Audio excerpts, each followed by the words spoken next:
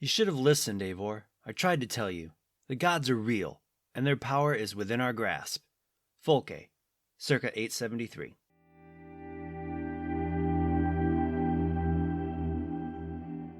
Hello, I'm Andrew, and I want to welcome you to Visions of the Past, a podcast all about the lore of Assassin's Creed. This is episode 86, and today we're going to talk about the paladin known as Fulke. Voiced by Gaia Weiss, Fulke is a major character within Assassin's Creed Valhalla, and one of a few of reoccurring foils for Eivor Varinsdottir. It's because of her major role within Assassin's Creed Valhalla that we are discussing the character and her history today.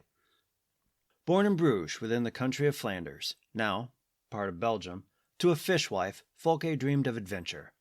Teaching herself to read at an early age, she read anything that she could get her hands on, which led her to learn many things early in life that most people never learned within their lives.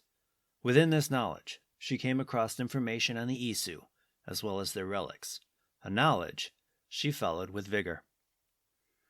Hunting down information on the Isu put her on the radar of the Order of the Ancients, and it wasn't long until they offered her a place within their organization. Quickly, she rose to the rank of Magister, though she used the title of Paladin for unknown personal reasons. By 873, Fulke was being held at St. Alb's Abbey in Oxenfordshire by Lady Eadwine.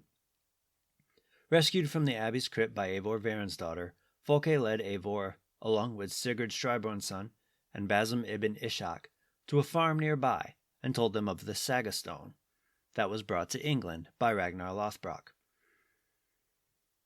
After an argument broke out between Sigurd and Eivor, Fulke promised that the stone would lead to Sigurd's true nature as a god, and then promised that the stone was being held by one of her acolytes.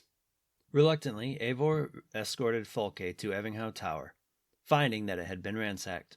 Fulke's acolyte was found dead, and she figured that Lady Eadwine had taken the Saga Stone. Lady Eadwine surrounded the tower and offered a deal: the stone for Thane Giedric's head. Sigurd accepted, but Eivor rejected the offer and started a fight.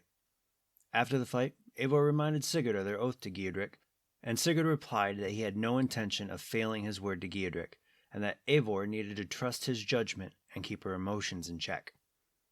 After this argument, Sigurd and Basim left, and Eivor asked Fulke to help her cripple Eadwine's supply lines.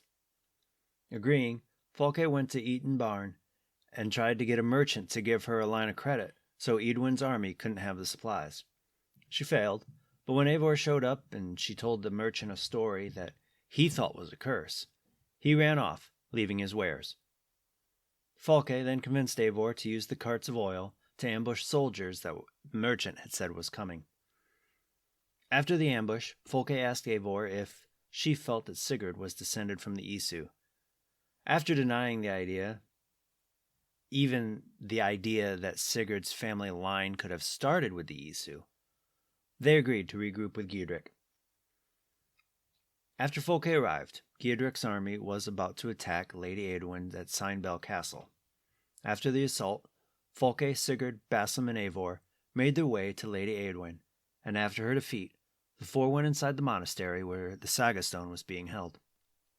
While Sigurd could understand some of the stone, he didn't have long enough to look at it before King Alfred of Wessex arrived with an army at his back that was too large for the army that attacked the castle.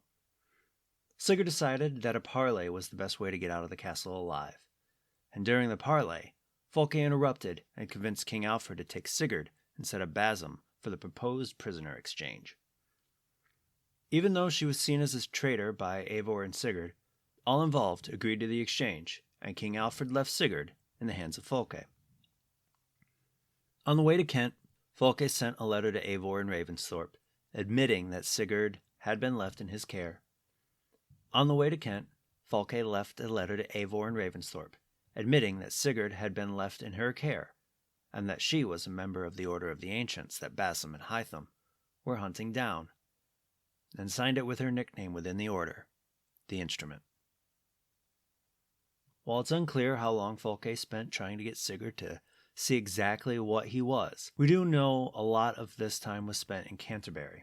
Once Eivor and Basim convinced an abbot by the name of Signbert to help find her, she had him killed, and met Eivor and Basim in St. Hadrian's Priory. Here, she intended to kill the two and have their bodies delivered to her in Canterbury. While Eivor and Basim were able to escape, what they found in Canterbury shook Eivor to the core. In the dungeons of the cathedral, Eivor found a bloody chair that was only fit for torturing, and on this chair was a chest. Inside the chest was the right lower arm and hand of Sigurd. After escaping Eivor in Canterbury, Fulke fled to Portchester in Sussex. Held up within Portchester Castle, Fulke held Sigurd until Eivor showed up and offered her a chance to save her men. Refusing her, Fulke told Eivor to come get Sigurd if she could, and that she would be waiting with him, and with glee in her eyes, told Eivor she only needed to follow his screams. Eivor and her allies then laid siege to the castle. Eventually entering the castle's keep, Eivor found another bloody chair. When Eivor looked out of the room that she was standing in, she saw Fulke on her way to a church. When Eivor reached the church with Basim, they found Sigurd on the floor, bleeding, with Fulke standing over him. Before Fulke left through a secret hatch, she told Eivor that she had done all that she could for him, and that the rest was up to Eivor. Basim stayed with Sigurd, while Eivor chased Fulke through the church's catacombs. When Eivor caught up with Fulke, she ignored everything that Fulke said, choosing instead to kill her. Just before Eivor could kill her, though, Fulke confirmed that Sigurd was indeed Isu reborn, and that was all they could be hoped for. Eivor dismissed her as being mind-sick just before Fulke dropped a smoke bomb and left the catacombs. Fulke found herself surrounded by Eivor's men when she left the catacombs, followed shortly by Eivor, who told the men not to touch her. Seeing that there was no escape, Fulke claimed victory from the time that she had spent with Sigurd, and that she opened his mind to the truth of what he was. Before Eivor attacked, Fulke pulled across from the ground, determined that if she were to die, that Eivor would as well. This was Fulke's last fight, though, as Eivor was finally able to put her to rest. Fulke is an interesting character because, on the surface, what we see is that she knows a lot of information about the Isu, who they were, what their writing looks like, and even that they could be reborn. But to someone like Eivor, who doesn't believe that the Isu are real, they come off as ravings of a lunatic. But if you dig deeper into her story from the letters that we find that bear her name, or what we're told about her in her database entry, she really is a complex character. There's a letter found within the Temple of Mithras in Winchester stating that she knew that the poor fellow soldier was working with King Alfred to bring down the order, and that Alfred, even though he was the Grand Magister of the order, needed to be killed. Though we don't know exactly when this letter was written, it seems that it was written sometime around 873, based on the estimated time of the story arc, where the letters from the good fellow soldier start appearing, and the arc of her death. Another interesting thing that I want to point out is the memory corridor sequence at her death. I assume that these sequences happen within Eivor's mind, and the animus just gives him form, which is why Odin is able to interact physically with Eivor, as well as communicate with her. In Fulke's, Odin speaks to Eivor about how she is misunderstanding what Fulke's been doing, stating that she saved Sigurd from his fate as a mere human. Throughout the sequence, Eivor is upset about the pain that Fulke caused Sigurd, though Fulke argued that it was necessary to unlock his potential. It's this interaction that gives me a different outlook on the sages within Assassin's Creed. Sigurd is the reincarnation of Tyr, which, while it did start before Fulke took his arm, it didn't really express itself until after his arm was taken. Eivor clearly didn't have any issues with being the reincarnation of Odin before she was bitten by the wolf while fleeing the destruction of her village. It makes me wonder what the trauma was for Basim or the other Aesir sages, and if Aida's sages had a specific kind of trauma that triggered his DNA as well.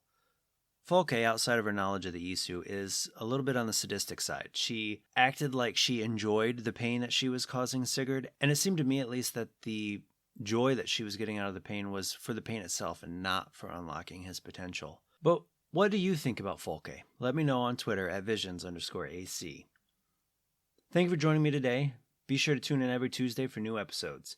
If you love stories about Assassin's Creed lore, please follow this podcast on Apple Podcasts, Spotify, or your favorite podcasting platform, and tell your friends about this podcast.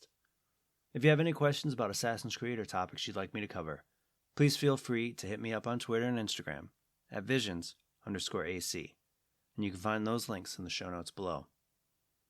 Until next time, my assassin friends, make sure to follow the Creed, and to those Templars listening, may the Father of Understanding guide you.